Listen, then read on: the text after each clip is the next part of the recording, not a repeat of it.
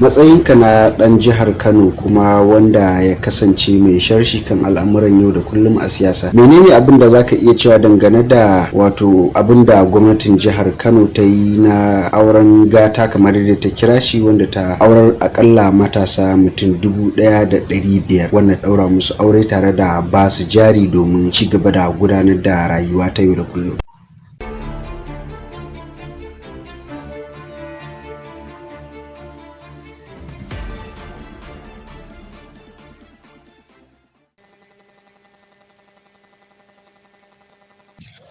Gaskiya ne Malam Gaddafi, kamar yadda ka sani gwamnatoci a dukkan matakai suna fitowa da wasu 'yan dabaru waɗanda za su iya misleading ɗin ƙwaƙwalen mutane domin kar gazawar da suke da ita ta fito fili. Gwamnatoci waɗanda ake kallo da rauni suna da wannan tactics ɗin ko strategy a turance, wato wasu dabaru da za su iya kawar da hankalin al'umma daga asalin aikin da ya kamata su yi.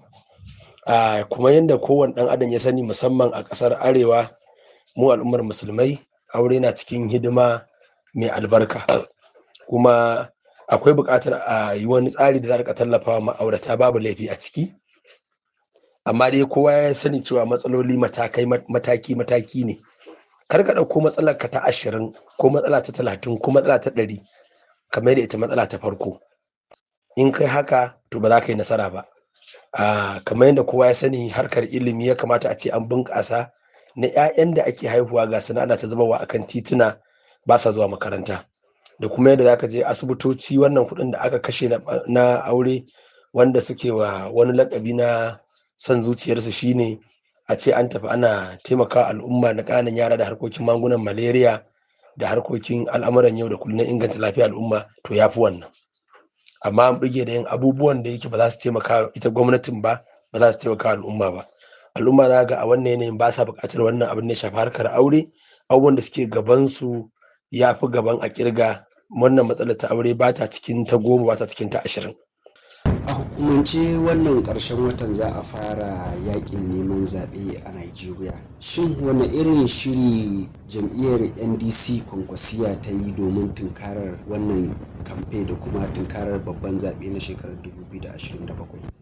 To Malam Gaddafi, kamar yadda ka sani, akan abin da ya shafi shirye-shirye na harkar kamfen, musamman a jam'iyyar mu ta NDC mai albarka, mu 'yan Kwankwasiya mun yi wani tsari bana domin mu wayar da kan al'umma wajen cire ƙabilanci da addinanci, domin mu kalli al'amuran da suke faruwa a zahiri. Dama wata yana ce 'yan kama karya, 'yan jari hujja suka lullube idanuwan talakawa da basirarsu da kuma zuciyoyinsu domin su kalli abin ta wani gefe daban. Kullum malamai suna ta faɗa na addini cewa shi shugabanci adalci yake bukata, ba addini ba, ba yare ba, ba yanki ba. Ana kallon amana, ana kallon gaskiya, ana kallon tausayi. Wannan shi ne ake kira da mulki.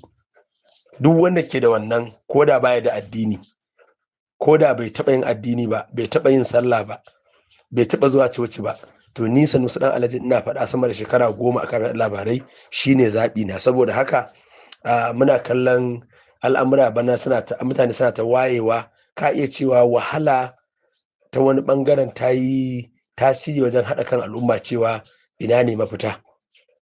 Muna kallon yadda dukkan 'yan Najeriya suka yadda mun haɗa a kai abu ɗaya, cewa jam'iyyar APC ƙarƙashin Bola Ahmed Tinubu ta kasa, ta gaza, ba za ta iya ba.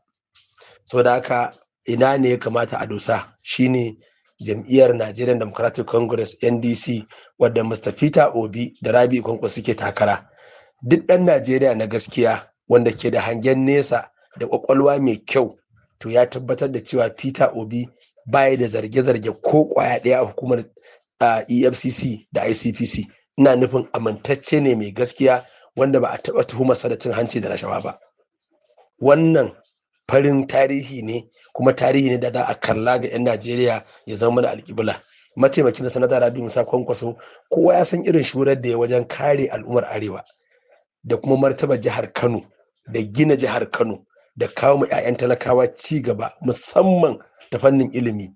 'Yan Kano 'ya'yan talakawa sun tafi ko'ina a duniyan nan sun yi karatu domin su inganta rayuwarsu da ta iyayensu. Kuma ka sani kai shaida ne, al'ummar arewa da Najeriya shaida ne, Kwankwaso na cikin mutane suke shiga wajen samar da maslaha domin ɗorewa zaman lafiya. Ko da an samu matsaloli a kudancin Najeriya shine ɗaya tilo da ake da shi a arewa da ke shiga domin a daidaita al'amuran ƙasa. Kuma shi kansa Kwankwaso bai taɓa gurfana a kotu akan yaƙi da cin hanci da rashawa ba. Saboda haka in an haɗa Obi da Kwankwaso, wannan oke ɗin shine gaskiya da gaskiya, amana da amana, adalci da adalci.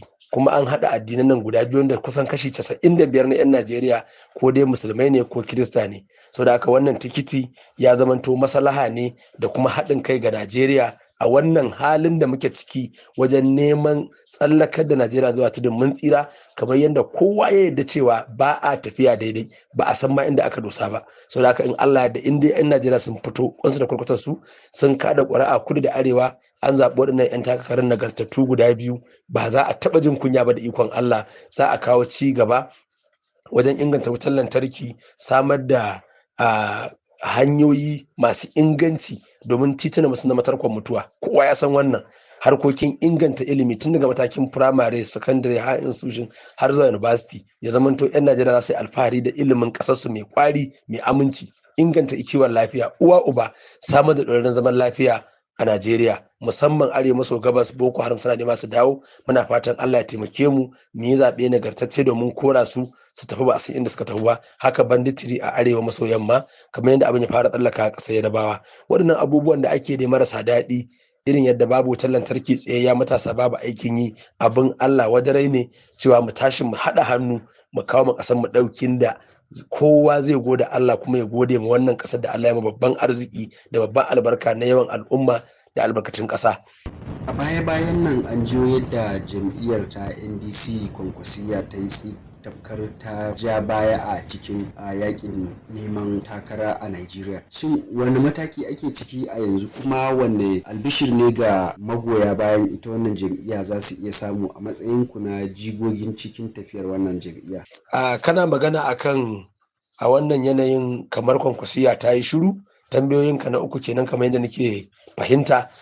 Malam Gaddafi, Kwankwasiya ba ta yin shiru, domin na tabbata a Abuja kake, birnin tarayya Abuja, kullum a manya-manyan ɗakunan taro da manya-manyan hotel irin su Chelsea, irin su Barcelona, na tabbata ana yin tarurruka domin ci gaban wannan tafiya ta Kwankwasiya da aka haɗe ta zama OK movement, wato obedient movement da Kwankwasiya movement. An samar da wani haɗaka da ake ce masa OK, O ɗin Obi, K ɗin Kwankwaso. Saboda haka wannan ba a yin shiru. Kana kallon yadda tsohon gwamnan jihar Borno ya fito yake magana akan magana arewa. Sanata Kwankwaso ma yana ƙasa mai tsarki ke tambayan sa yaushe zai mai magana da yawun arewa.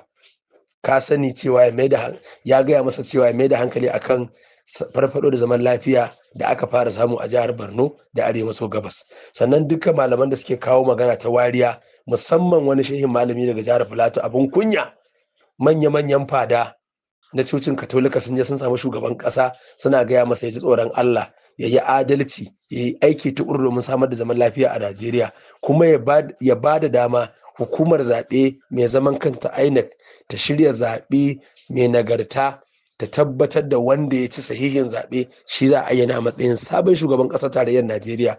Wannan shine wakilci na ƙwarai, wannan shine abin da ake kira da kishin ƙasa da sanin ya kamata. Amma wani malami ya zama ɗan jaga, yana nema ya mai da kansa ɗan jagaliyar siyasa, wanda ba ma fatan malamanmu na arewacin Najeriya ba za su yi ƙoƙari su yi koyi, domin ana maganar Najeriya ba magana addini ake ba, domin duka addinan nan sun koyar da a yi adalci. Adalci ke haifar da zaman lafiya. Duk wanda ya kawo akasin haka to son zuciya ne.